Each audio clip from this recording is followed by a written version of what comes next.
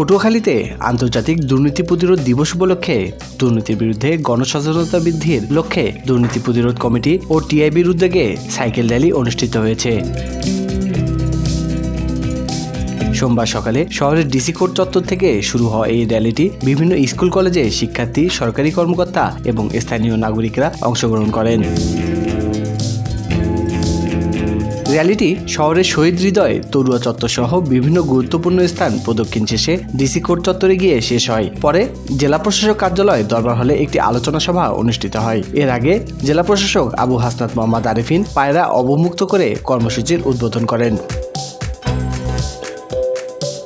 সবাই আরও উপস্থিত ছিলেন পুলিশ সুপার মোহাম্মদ আনোয়ার জাহিদ, অতিরিক্ত জেলা প্রশাসক যাদব সরকার এবং জেলা দুর্নীতি দমন কমিশনের উপপরিচালক তানভীর আহমেদ।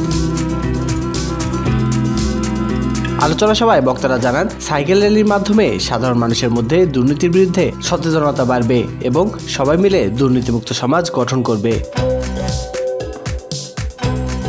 স্বাধীনতা টিভি বাংলা নিউজ ডেস্ক।